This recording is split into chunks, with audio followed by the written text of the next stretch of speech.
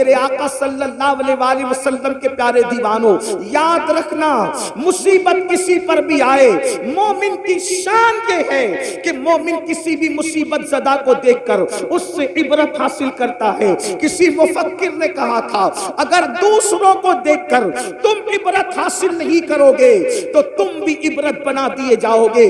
قرآن کہتا ہے فَاعْتَبِرُوا يَا أُولِي الْأَبْصَارِ، اے آنکھ والو عبرت حاصل کرو۔ آنکھیں پکچر کے پوسٹر کے لیے نہیں دی گئی ہے، آنکھیں فلموں کے لیے نہیں دی گئی ہے، آنکھیں گندی پکچروں کے لیے نہیں دی گئی ہے، آنکھیں آوارگی کے لیے نہیں دی گئی ہے۔ قرآن کہتا ہے آنکھیں اللہ نے تمہیں عبرت کے لیے دی ہے۔ ایک سے ایک ویڈیو کو شیئر کرنے والوں کبھی غور بھی کیا ہوتا، کبھی سوچا بھی ہوتا اللہ اللہ ترکی اور سیریا کے اندر جو زلزلے آئے ہیں انہوں نے کبھی سوچا ہوگا ان کے کتنے خوبصورت مکانات ہیں، ان کے کتنے اونچے اونچے مکانات ہیں، ان کے کتنے اچھے اچھے مکانات ہیں، لیکن دیکھ لو سرد موسم کے اندر اب خیموں میں پناہ لینے پر مجبور ہے۔ اللہ اکبر، میں یہ نہیں کہتا جن پر مصیبت آئی ہے وہ سب پاپی ہے، یہ نہیں کہتا جن پر تکلیف آئی وہ سب مجرم ہے، لیکن یاد رکھنا یہ بات آپ بھی کہتے ہو، عام بول چال میں ہم بھی کہتے ہیں، ہمارے علماء بھی کہتے ہوں گے کہ گیہوں کے برابر گھن بھی پسے جاتے ہیں۔ اللہ اکبر، اب آئیے زلزلے کیوں آتے ہیں، زلزلے آنے کی وجہ کیا ہے؟ اگر ہم نے اس پر نظر نہیں کی تو اللہ نہ کرے جتنی سخت مصیبت میں وہ گرفتار ہے اس سے بڑی مصیبت ہم پر بھی آ سکتی ہے۔ میرے آقا صلی اللہ علیہ وآلہ وسلم کے دیوانوں، زلزلے آنے کی دو وجوہات بتائی جاتی ہے۔ ایک تو طبعی وجہ ہے جس کو سائنسداں لوگ بتاتے ہیں، یعنی کہ جو ہے وہ سیال مادوں میں ایسا ہوتا ہے تو زلزلہ آتا ہے۔ پھر کہتے ہیں کہ پلیٹوں کے اندر اختلاف ہو جاتا ہے تو زلزلہ آتا ہے۔ گویا کہ طبعی وجوہات، جیسے مثال کے طور پر ہم بیمار پڑتے اس کی ایک طبعی وجوہات ہے، اس کی چند طبعی وجوہات ہے۔ مثال کے طور پر زکام ہو گیا تو کیوں ہوا؟ تو کہا دہی کھا لیا تو کھانسی آ رہی ہے، اسی طریقے سے ٹھنڈا پی لیا تو زکام ہو گیا، اسی طریقے سے جو ہے شربت پی لیا تو یہ ہو گیا۔ یہ وجوہات طبعی وجوہات بتائی جاتی ہے، لیکن ایک دوسری وجہ ہوتی ہے اور وہ حقیقی وجہ ہوتی ہے اور وہ سچی وجہ ہوتی ہے۔ یاد رکھنا، آپ سے پوچھنا چاہتا ہوں اگر شربت بیمار کرتا ہے، توجہ کرنا، اگر شربت سردی کرتا ہے تو 4 لوگ شربت پیتے ہیں، سردی ایک ہی کو کیوں ہوتی ہے، 3 لوگوں کو کیوں نہیں ہوتی؟ اگر سب کو شربت نقصان پہنچاتا تو نقصان سب کو پہنچانا چاہیے تھا۔ اسی طریقے سے اگر مرچی سے موشن ہوتے ہیں تو 4 لوگوں نے کھائی تو ایک ہی کو کیوں ہوئی، 3 کو کیوں نہیں ہوئی؟ اس کا مطلب یہ ہے ہم ریزن تلاش کرنے میں طبعیات میں تو پھنسے ہوئے ہیں لیکن حقیقت پر ہماری نظر نہیں ہے۔ لیکن آج کے قرآن و سنت کو ماننے والوں، جب بھی کوئی مصیبت آتی ہے تو ہم قرآن اور حدیث میں اس کی وجہ تلاش کرتے ہیں۔ کیا وجہ ہے؟ قرآن و حدیث میں تلاش کریں۔ میں آپ سب کی توجہ چاہتا ہوں، ذرا غور فرمائیں۔ اللہ اکبر، اب طبعی وجوہات تو بتا دی گئی، سیال مادوں نے ایسا ہوا تو ایسا ہو گیا، پلیٹوں میں ایسا ہوا تو ایسا ہو گیا،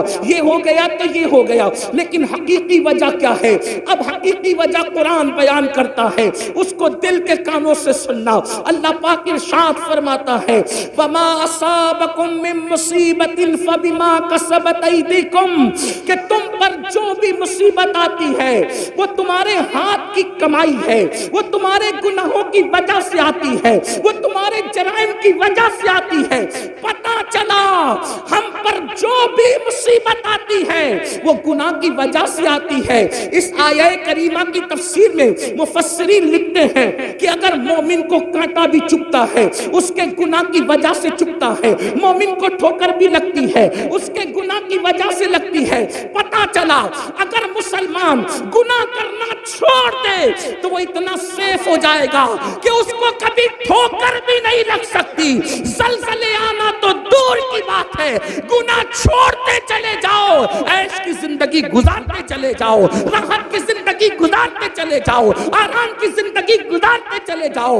حیرت کی بات یہ ہے، آرام کی زندگی سب چاہتے ہیں، راحت کی زندگی سب چاہتے ہیں، سکون کی زندگی سب چاہتے ہیں، آرام کی زندگی سب چاہتے ہیں، قرار کی زندگی سب چاہتے ہیں، لیکن گناہ کوئی چھوڑنا نہیں چاہتا۔ اللہ اکبر، بڑی معذرت کے ساتھ میں یہ نہیں کہتا کون کیا کرتا ہے، لیکن ہر انسان اپنے آپ میں ڈوب کر سوچے۔ کہنے والے نے کہا تھا اپنے من میں ڈوب کر پاجا سراغ زندگی، اپنے من میں ڈوب کر پاجا سراغ زندگی، تو اگر میرا نہیں بنتا نہ بن، اپنا تو بن۔ مسلمانوں ہم اپنے تو بن جائیں، اپنے آپ میں ڈوب کر سوچو میں کیا کرتا ہوں۔ توجہ کرنا، یہ محفل تو کیا کرتا ہے اس کی نہیں ہے، یہ محفل خود احتسابی کی محفل ہے۔ یہ ہمارے علماء کی پشت پناہی میں یہ جو فقیر قادری عرض کر رہا ہے، آج ہم یہ نہیں کہیں گے تو کیا کر رہا ہے، کون کیا کر رہا ہے، آج ہم اپنے آپ میں ڈوب کر سوچیں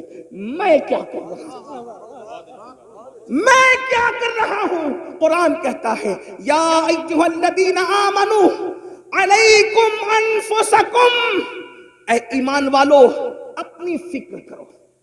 آج مسلمان کے اندر یہ بیماری پیدا ہو گئی، تو کیا کر رہا ہے، وہ کیا کر رہا ہے، کون کیا کر رہا ہے۔ اس لیے ہر آدمی دوسرے کو مجرم ٹھہراتا ہے، خود احتسابی نہیں۔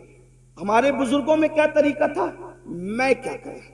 ایک مرتبہ سلطان العارفین حضرت بایزید بسطامی کے دور میں بارش بند ہو گئی، بارش بند ہو گئی۔ لوگوں نے کہا بارش بند ہو گئی، چلو سلطان العارفین بایزید کے پاس۔ یہ بایزید کون، سید الطائفہ، طاؤس العلماء۔ حضرت جنید بغدادی فرماتے ہیں جو مرتبہ فرشتوں میں جبریل امین کا ہے، وہ ولیوں کی کائنات میں اللہ نے سید السلطان العارفین حضرت بایزید بسطامی کو مقام عطا فرمایا۔ جیسے فرشتوں میں جبریل، ویسے ولیوں میں بایزید بسطامی۔ یہ بات جنید بغدادی نے اس وقت کہی، ابھی سرکار غوث پاک کی آمد نہیں ہوئی تھی، ان کی آمد سے پہلے یہ بات کہی گئی۔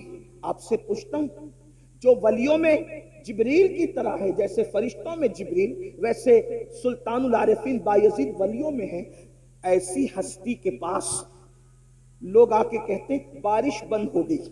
توجہ کرنا، اپنے دور کی بے مثال ہستی، جس کی بارگاہ میں داتا علی حجویری جیسے لوگ خراج عقیدت پیش کریں، جس کی بارگاہ میں جنید بغدادی جیسے لوگ خراج عقیدت پیش کریں، جس کی بارگاہ میں سر سختی جیسے لوگ خراج عقیدت پیش کریں، وہ سلطان العارفین حضرت بایزید بسطامی رضی اللہ تعالیٰ کے پاس جب لوگ پہنچے، حضرت بارش نہیں ہو رہی، کیا فرماتے ہیں، میں جان گیا کیوں بارش نہیں ہو رہی۔ توجہ کریں، میں جان گیا کیوں بارش نہیں ہوئی۔ کہا میرے گناہ حد سے بڑھ گئے، میرے گناہ حد سے بڑھ گئے، اس لیے اللہ نے میری وجہ سے بارش روک لی۔ ایک کام کرتا ہوں، میں ہی شہر چھوڑ کر کے چلا جاتا ہوں، جب مجرم اور پاپی شہر سے نکلے گا تو جس کی وجہ سے بارش رکی ہے پھر باران رحمت کا نزول ہو جائے گا۔ لوگ حیرت زدہ رہ گئے، اتنی بڑی ہستی، اتنی بڑی شخصیت جس کی زندگی میں کبھی تہجد فوت نہ ہو، جس کا مقام اور مرتبہ مقام شہودی اور حضوری میں یہ ہو کہ خود فرماتے ہیں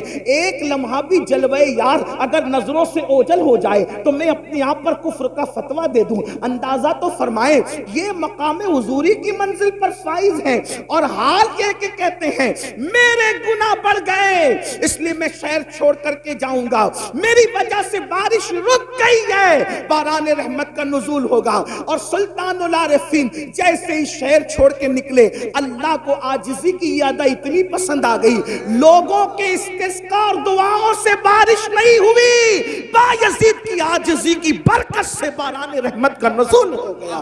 حیرت کی بات یہ ہے جو گناہگار نہیں تھے، جو مجرم نہیں تھے، وہ اپنے آپ کو گنہگار سمجھتے تھے، اور یہاں حال یہ ہے جو کبھی اٹھ کر کے مسجد بھی نہیں جاتے ان کو یہ غرور اور گھمنڈ ہے کہ مولانا ہم جنت میں نہ جائیں گے تو کون جائے گا۔ جن کا حال یہ ہے کہ وہ کھڑے ہو کر استنجا کرتے ہیں تو 3 دن تک کے غسل نہیں کرتے، ناپاک باقی کی حالت میں زندگی گزارتے ہیں، جو غسل جنابت کے حوالے سے اتنے غافل ہیں کہ 3-4 دن ناپاک پڑے رہتے ہیں، ان کو بھی یہ گھمنڈ ہے کہ مولانا ہم جنت میں نہ جائیں گے تو کون جائے گا؟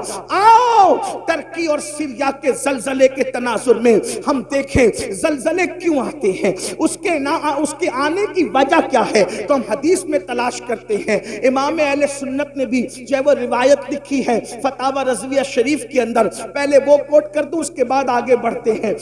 فرمایا گیا کہ ان زمین کی نسیں ہوتی ہے، زمین کی رگیں ہوتی ہے، زمین کی شریانیں ہوتی ہے، جس طریقے سے انسان کے جسم میں شریانیں ہیں، جس طریقے سے انسان کے جسم میں رگیں ہیں، اسی طریقے سے زمین کی بھی رگیں ہیں، اور یہ ساری رگیں ایک جو ہے وہ پہاڑ کی طرف پڑتی ہے اور ایک پہاڑ کے اندر سمٹ آتی ہے اور اس کو کوہ قاف کہتے ہیں، اور وہاں پر وہ ساری رگوں کو کھڑا فرشتہ سمیٹ کر کے موجود ہے، اس کے ہاتھوں میں یہ رگیں ہیں، زمین کی رگیں، زمین کی شریانیں اس فرشتے کے ہاتھ میں ہے۔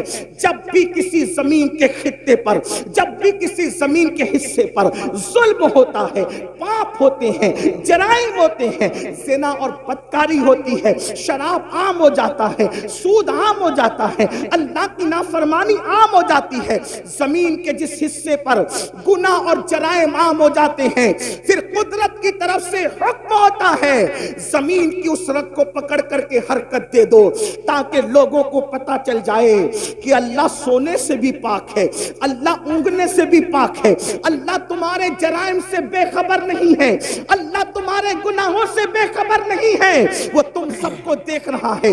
اللہ اکبر۔ اور جب وہ نس پکڑ کر، وہ رگ پکڑ کر فرشتہ حرکت دیتا ہے تو زمین پر زلزلے کے جھٹکے نمودار ہوتے ہیں۔ اللہ اکبر۔ میری قوم کے جوانوں، پتا چلا جب زمین پر اللہ کی عبادت کرنے کی بجائے جب زمین پر ظلم کیا جاتا ہے، جب زمین پر حرام کام کیے جاتے ہیں، جب زمین پر اللہ اکبر نوتال میں کمی کی جاتی ہے، اس وقت زمین پہ زلزلے آتے ہیں اور مجرموں کی وجہ سے بے گناہ بھی اس کا شکار ہو جاتے ہیں۔ اللہ اکبر۔ کیا یہ جرائم ہمارے اندر نہیں؟ ایک مرتبہ ام المومنین امام حاکم اپنی مستدرک میں لکھتے ہیں، لیکن محدثین نے اس حدیث کی سند پر جرح بھی کی ہے۔ اللہ اکبر۔ بعض محدثین نے جرح کی، امام حاکم نے اس کو صحیح کہا، لیکن میں امام حاکم کی جو ہے وہ صحت کی بات کو سامنے رکھ کر بالکل نصیحت کے طور پر یہ بات پیش کرتا ہوں۔ ایک مرتبہ ایک جوان ام المومنین سیدہ عائشہ صدیقہ کے پاس آیا۔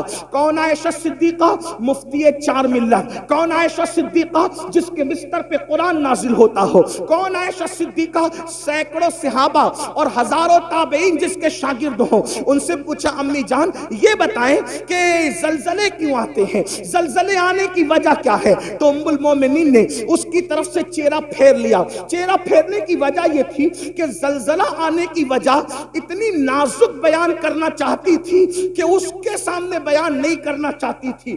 بیک گراؤنڈ حدیث کا یہی بیان کر رہا ہے۔ پوچھنے والے نے پوچھا تو اس کو بیان نہیں فرمایا، یعنی جب اس نے سوال کیا تو چہرہ پھیر لیا۔ لیکن اللہ اکبر، پھر حضرت عبداللہ نے پوچھا امی جان آپ بتائیں کہ زلزلہ کیوں آتا ہے اور زلزلہ آنے کی وجہ کیا ہے؟ تو اس وقت ام المومنین نے ان کو جواب دیا، حضرت عبداللہ کو جواب دیا، عبداللہ زلزلہ آنے کی وجہ یہ ہے جب عورتیں اس نیت سے گھر سے خوشبو لگا کر کے نکلتی ہے کہ لوگ ان کے حسن کے فریب میں مبتلا ہو جائیں، ان کی طرف راغب ہو۔ خوشبو لگا کر کے عورتیں اپنے گھروں سے اس لیے نکلتی ہے کہ لوگ ان کے فتنے میں مبتلا ہو۔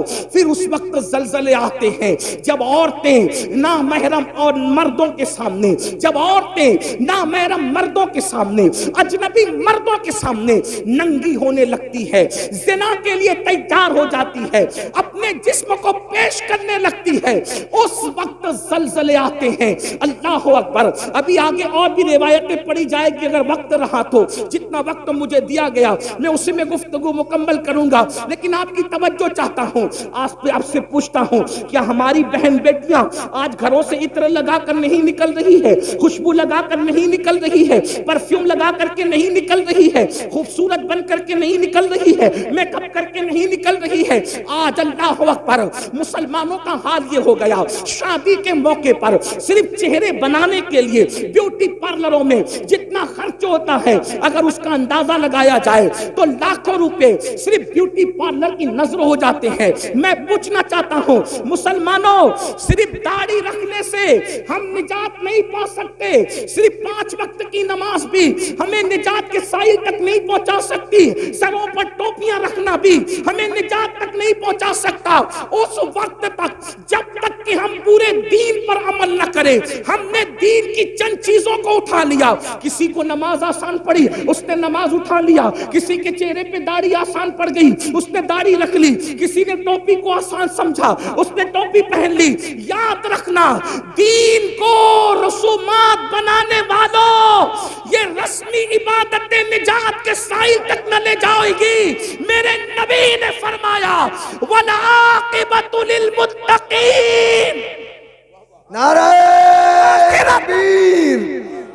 آخرت صرف پرہیزگاروں کے لیے ہے، آخرت متقیوں کے لیے ہے. بلکہ یہاں تک فرمایا جو لوگوں کے سامنے ٹوپیاں پہنے، نمازیں پڑھے، روزے رکھے، نیک عمل کرے، اور جو تنہائی کے اندر پاپ اور گناہ کرے، اللہ ان کی عبادتوں کو ان کے منہ پہ مار دے گا. خدا کو ایسی عبادتوں کی کوئی حاجت نہیں ہے. میرا اللہ حاجت اور ضرورت سے پاک ہے، اسے کسی کی عبادت کی ضرورت نہیں ہے، وہ بے نیاز ہے. مسلمانوں بتاؤ تو صحیح، اللہ اکبر، ہماری بیٹیاں بیوٹی پارلروں میں جائیں، ہماری بیٹیاں خوشبو لگائیں، ہماری بیٹیاں اجنبی مردوں کے سامنے ننگی ہو جائیں. اب کچھ لوگ سوچتے ہوں گے کہ یہ مولوی یہ بات کیوں کر رہا ہے کہ بیٹیاں ننگی ہو جائیں. میں کہتا ہوں صرف کپڑا اتارنا ہی ننگا پن نہیں ہے. اگر دوسری حدیث پر نظر ڈالیں تو ذرا اپنے آپ میں ڈوب کے سوچیں کہ کتنوں کی بیٹیاں ننگی ہیں.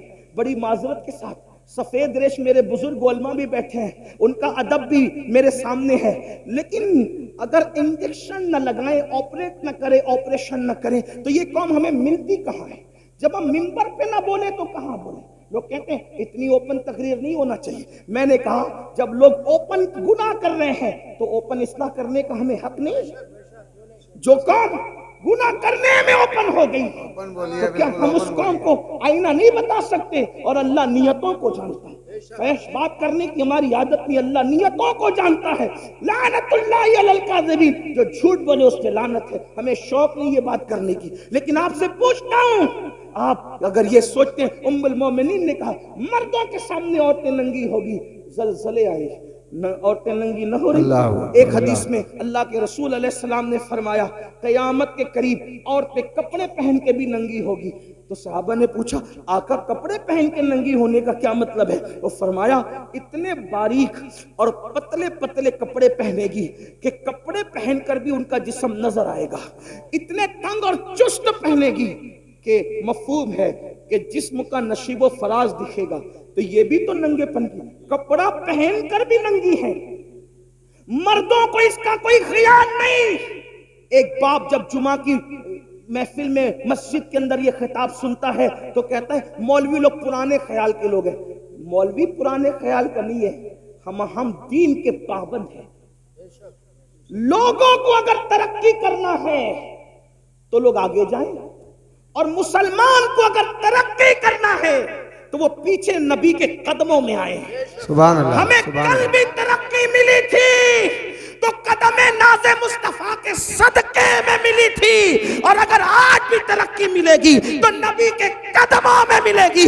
لوگ کہتے ہیں نبی کے قدموں میں کیا رکھا ہے؟ میں کہتا ہوں جب ماں کے قدموں میں جنت ہے تو نبی کے قدموں میں کیا رکھا ہے اس کا اندازہ آپ خود ہی لگا سکتے ہیں. نعرہ تکبیر. نعرہ قدموں میں جو ہے غیر کا منہ क्या देखे, कौन नजरों पे चढ़े देख के तलवार तेरा। एक भाई अपनी बहन पे कंट्रोल नहीं कर सकता, एक बाप अपनी बेटी पे कंट्रोल नहीं कर सकता, एक शौहर अपनी बीवी पे कंट्रोल नहीं कर सकता। अगर कंट्रोल नहीं कर सकते तो दिल के कानों से सुन लो, अपनी नमाज, अपने रोजे, अपने हज, अपने सदका, अपने उम्रा पर घमंड करने वालों, अगर अपने घर की औरतों को कंट्रोल नहीं करते तो अल्लाह ने जन्नत के दरवाजे पे लिख दिया है कि जन्नत दय्यूसों के लिए हराम है। हराम, जन्नत दय्यूसों के लिए हराम है। सहाबा ने पूछा, आका दय्यूस कौन है? तो अल्लाह के रसूल अलैहिस्सलाम ने फरमाया, जिसके घर की औरतें बदी में मुब्तला हों और वो मर्द मालूम होने के बाद उनको न रोके, जो औरतें बाजारों में बेपर्दा जाएं और वो मर्द मालूम होने के बावजूद उनको न रोके, ऐसे मर्द दय्यूस है, दय्यूस। अल्लाह ना उनका फर्ज कबूल करता है, ना उनका नफ्ल कबूल करता है, ना उनकी दुआएं कबूल करता है, ना उनकी नमाजें कबूल करता है। मेरे प्यारे आका अलैहिस्सलाम के प्यारे दीवानों, उम्मुल मोमिनीन फरमाती है, पहली वजह तो ये है। दूसरी वजह, जब नाप तौल में कमी की जाएगी तो जलजले आएंगे। उम्मुल मोमिनीन, नाप तौल में कमी। अब नाप तौल में कमी पर बहुत अच्छी तशरीह की है हकीमुल उम्मत हजरत अल्लामा मुफ्ती अहमद यार खान नईमी रहमतुल्लाह अलैह। नाप तौल में कमी पर हमारा दिमाग यहीं आके अटक जाता है कि सब्जी नाप तौल हुआ, सब्जी में नापतोल हुई तो किसी ने कमी कर दी तो जलजला आएगा। ये भी है, इसका तो इनकार ही नहीं, तो सब समझ गए। नाप तोल में कमी का क्या मतलब? अल्लाह कुरान मुकद्दस में फरमाता है, नाप तोल में कमी न करो, वला तुखसिरुल मीज़ान। सुभान अल्लाह। नाप तोल में कमी ना करो, उसमें खसारा ना करो, उसमें कमी ना करो। क्या मतलब? नाप तोल में कमी ना करने के कई माना है। एक माना, यही तो बात है, जब गालिब और इकबाल के कलाम के इतने माना निकल सकते हैं तो फिर मुस्तफा जाने रहमत की हदीस के उसके कितने माना निकल सकते हैं। इसी को तो मेरे इमाम कहते ना, मैं निसार तेरे कलाम पर मिली यूं तो किसको ज़बान नहीं, वो सुखन है जिसमें सुखन ना हो, वो बयां है जिसका बयां नहीं। और फसहा अरब के बड़े बड़े तेरे आगे यूं है दबे लचे, कोई जाने मुंह में ज़बान नहीं बल्कि जिस्म में जान नहीं। हदीस की तशरीह हो रही है हकीमुल उम्मत की ज़बानी, और मैं उसको बतौर मफ़हूम पेश करूं। नाप तोल में कमी होती है तो जलजले आते हैं। तो नाप तोल में कमी का एक मतलब तो ये हुआ कि हम सब्जी बेच रहे हो, दूध बेच रहे हो, वगैरह वगैरह, जो नाप के उसमें कमी ना करो। अब नाप तोल में कमी का एक माना ये भी है कि किसी का हम पे हक निकलता है तो हम तो उसको मांगते हैं, लेकिन जब हम पर निकलता है तो उसको नहीं देते। नाप तोल में कमी का एक मफहूम ये भी है, भाई ये भी तो लेना देना है ना।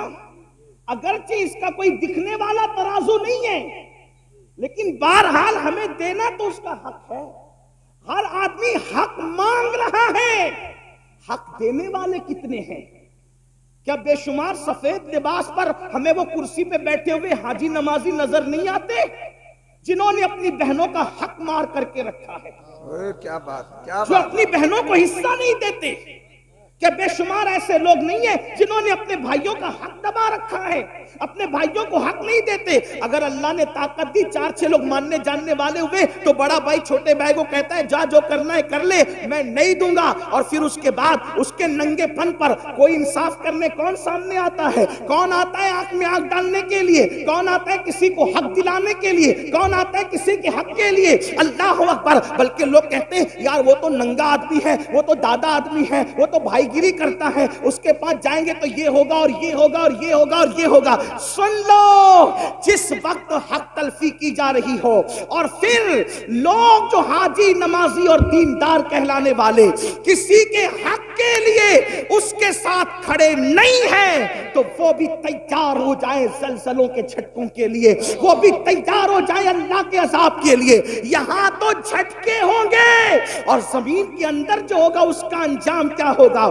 اللہ اکبر. بڑی معذرت کے ساتھ ایک بات میں آپ کو بتاؤں جس کو فقیہ ابو اللیث سمرقندی رحمت اللہ علیہ نے اپنی کتاب میں لکھا ہے, ذرا دھیان سے سننا. آج ہم ہر سال عمرہ کے لیے جا رہے, اللہ مبارک کرے, حج کے لیے بھی جا رہے ہیں, مسجد کے متولی بھی بن گئے, 50,000 5-5 لاکھ مدرسوں کے اندر چندے بھی لکھانے, بہت اچھی بات ہے, لیکن بہن کو حصہ نہیں دے رہے ہیں اور بہن بھانجوں سے لڑ رہے ہیں. آپ جانتے ہیں, آئیے ذرا سنیے اور دل کے کانوں سے سنیے بہن کی حق تلفی کرنے کا انجام کیا ہے. میں نے حوالہ پڑھ دیا, جس کو رجوع کرنا اس طرف کرے, اور میں اس کو اپنے الفاظ کے جامع میں پڑھنے لگا ہوں. اللہ اکبر. آج جانتے ہیں اللہ اللہ یہ جو رسومات ہے, دراصل جب شادی ہوتی ہے تو جہیز لوگ اس لیے بھی مانگ لیتے ہیں کہ یہ لوگ کے یہاں تو حصہ دینے کا رواج ہی نہیں ہے, حصہ ملے گا نہیں, اس لیے جتنی بھیک مانگنا ہے مانگ لو. اور آپ کو ایک بات بتاؤں, جب سے یہ جہیز مانگنے کا مطالبہ ہم نے شروع کیا ہے اور ہمارے سماج میں شروع ہوا ہے, ایک بات تو آپ کو بتاؤں,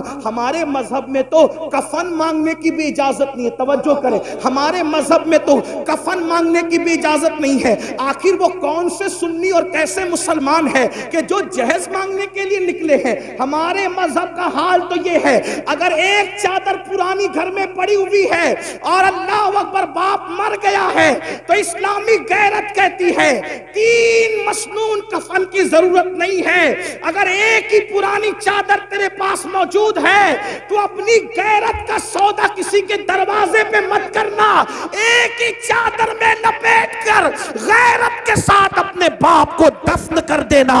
اب بھی تجھے بھیک مانگنے کی اجازت نہیں. جس مذہب میں باپ کے کفن کے لیے بھیک مانگنے کی اجازت نہ ہو, ایک کپڑا موجود ہوتے ہوئے, کفایت کا کپڑا موجود ہوتے ہوئے, اس مذہب کے اندر آخر جہیز مانگنے کی اجازت کیسے ہو سکتی ہے؟ اس مذہب کے اندر کار مانگنے کی اجازت کیسے ہو سکتی ہے؟ اس مذہب کے اندر اللہ اکبر بائک مانگنے کی اجازت کیسے ہو سکتی ہے؟ اور یاد رکھنا, آج لوگ کہتے ہیں مولانا مسلمانوں کی بیٹیاں غیروں کے ساتھ بھاگ رہی ہے. آج لوگ کہتے ہیں مولانا مسلمانوں کی بیٹیاں غیروں کے ساتھ بھاگ رہی ہے, مسلمانوں کی بیٹیاں لوجوں میں بک رہی ہے, مسلمانوں کی بیٹیاں سگنلوں پہ برقع پہن کے بھیک مانگ رہی ہے. میں پوچھتا ہوں ذمہ دار کون ہے؟ بڑی معذرت کے ساتھ جویا کہ غیرت مند مسلمانوں, اگر تمہارے دلوں میں عشق مصطفیٰ ہے, اگر تمہارے دلوں میں محبت رسول ہے, اگر تمہارے دلوں میں الفت رسول ہے, اس عشق مصطفیٰ کا واسطہ دے کر پوچھنا چاہتا ہوں, بیٹیاں لوجوں میں کیوں بک رہی ہے؟ بیٹیاں سگنلوں پہ بھیک کیوں مانگ رہی ہے؟ بیٹیاں مرتد کیوں ہو رہی ہے؟ اوروں کا ہاتھ پکڑ کر کیوں جا رہی ہے؟ ذمہ دار کون ہے؟ کیا وہ بیٹی جس نے کسی کا ہاتھ تھام لیا صرف وہ ذمہ دار ہے؟ نہیں نہیں, بلکہ ذمہ دار ہم سب ہیں, ذمہ دار پورا معاشرہ ہے. اس کی وجہ